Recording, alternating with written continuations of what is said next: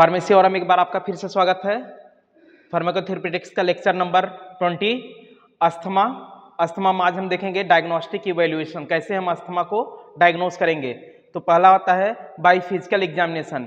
Physically आप diagnose कर सकते हैं उसको देख करके कि उसकी बॉडी कैसी है, कैसे मतलब वो किस तरह से रिस्पायरेशन कर रहा है, ठीक, बहुत डिफिकल्ट रिस्पायरेशन कर रहा है या नॉर्मल रिस्पायरेशन कर रहा है, इस चीज को आप एनालाइज कर सकते हैं। ये आएगा आपका बाय फिजिकल एग्जामिनेशन में। नेक्स्ट आपका आता है बाय हिस्ट्री कलेक्शन। अब आप हिस्ट्री कलेक्ट करेंगे कि उसके ये अस्थमा की डिजीज उसके किसी फैमिली में तो नहीं है, ये चीज देखते हैं। नेक्स्ट आप देखते हैं बाय स्पायरोमीटर। एक डिवाइस होता है स्पायरोमीटर जिसमें फोर्सफुली एयर को फ्लो कराया जाता है और उसमें कुछ मार्क्स बने होते हैं जिसकी वजह से पता चलता है कि आपका लंग्स कितना वर्क कर रहा है।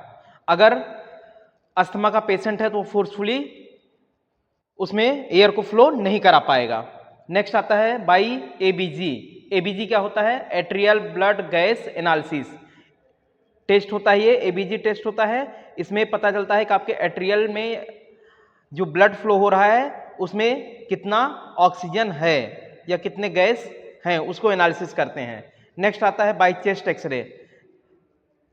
चेस्ट का एक्सरे निकाल करके या चेस्ट का एक्सरे करके अस्थमा को डायग्नोस किया जाता है।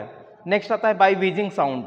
ये क्या होता है? खांसने के, ठीक है, एक साउंड आता है जिससे खड़खड़ाहट की, ठीक, अगर उस तरह की साउंड आ रही है तो अस्थमा, ठीक है। व्हीजिंग साउंड से भी एनालिसिस कर लेते हैं कि किस टाइप का साउंड आ रहा है, इस तरह से अस्थमा को डायग्नोस करते हैं। चलिए नेक्स्ट देखते हैं। नेक्स्ट पॉइंट अस्थमा का फार्माकोलॉजिकल मैनेजमेंट ऑफ अस्थमा। आप कैसे मैनेज करेंगे अस्थमा को? जो फार्माकोलॉजिकल मीन्स होता है कि इसमें आप ड्रग को यूज करके अस्थमा को मैनेज करने का काम करेंगे।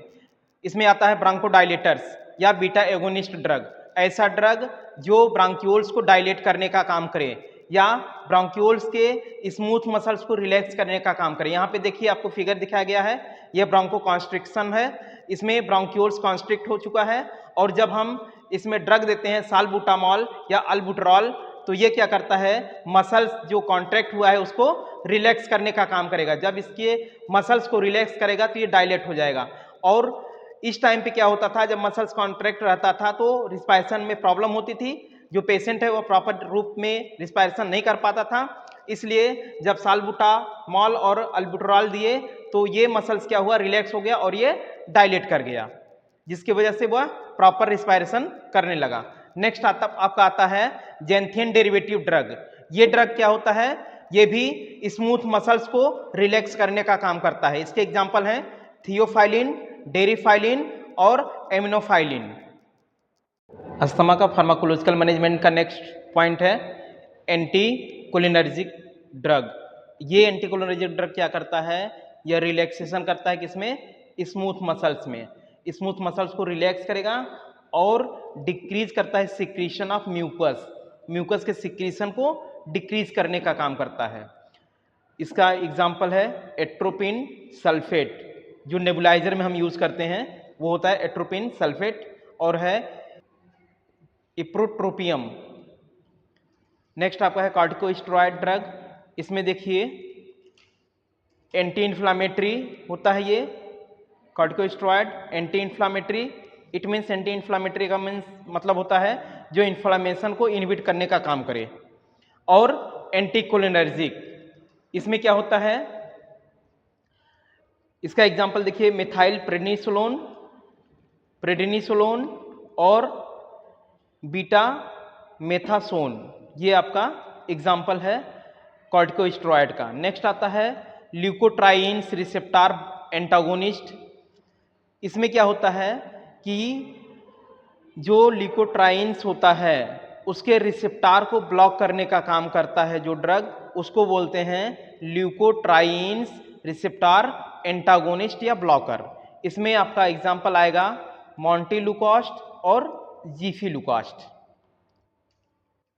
नेक्स्ट पॉइंट देखिए non pharmacological management of asthma. अब अस्थमा में नॉन फार्माकोलॉजिकल मैनेजमेंट कैसे करेंगे? जिसमें नॉन फार्माकोलॉजिकल मैनेजमेंट का मतलब होता है कि इसमें हम मेडिसिन का यूज नहीं करते हैं। तो क्या होगा इसमें देखिए, एवॉइड एलर्जेंस, एलर्जेंस को से हम एवॉइड करेंगे। इट मीन्स जिसकी वजह से, जिस एंटीजन की वजह से या एलर्जन की वजह से अस्थमा हो रहा है उसको हम एवॉइड करने का काम करेंगे।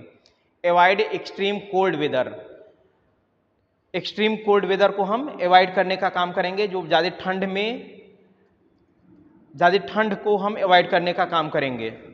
नेक्स्ट आता है एवॉइड माउथ ब्रीदिंग। इसमें क्या होता है कि अगर कोई बंदा रिस्पायरेशन नहीं कर पा रहा है प्रॉपर तो हम उसको माउथ ब्रीदिंग नहीं देंगे, उसको एवॉइड करेंगे। नेक्स्ट आता है avoid contact with viral infectious people. हम ऐसे बंदों को एवॉइड करेंगे जिनको वायरल इन्फेक्शन हुआ है, इट मीन्स उनके कांटेक्ट में नहीं जाएंगे। नेक्स्ट आता है एवॉइड स्मोकिंग एक्टिव और पैसिव। जो स्मोकिंग है उसको हम एवॉइड करेंगे, चाहे एक्टिव हो या पैसिव हो। अब एक्टिव पैसिव में क्या होता है, एक्टिव मतलब जो खुद से ले रहे हैं वो आपका एक्टिव में आएगा, और जो हम स्मोकिंग नहीं कर रहे हैं, हमारे बगल वाला जो स्मोकिंग कर रहा है उसकी वजह से जो स्मोक निकलता है उसको हम एवॉइड करने का काम करेंगे। इस तरह से आपका अस्थमा का नॉन फार्माकोलॉजिकल और फार्माकोलॉजिकल मैनेजमेंट फिनिश हुआ।